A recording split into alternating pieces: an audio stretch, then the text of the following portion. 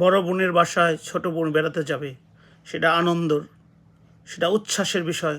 অনেক জমানো গল্প বোনের সাথে শুয়ে শুয়ে করবে। মগরার ছোট্ট শিশুটি সেটাই ভেবে গিয়েছিল।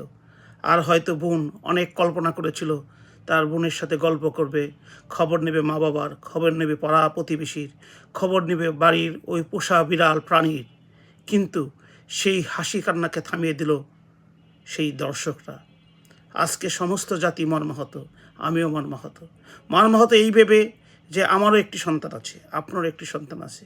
যদি একটি দেশে একটি ছোট্ট শিশু 8 বছরের বাচ্চা যদি তার বোনের কাছে বেড়াতে যেয়ে যদি সে নিরাপত্তা না পায়, যদি সে ধর্ষণের শিকার হয়, মৃত্যুর প্রহর তাকে গুনতে হয়, মনে হয় বাংলাদেশটি মৃত্যুর প্রহর গুনছে।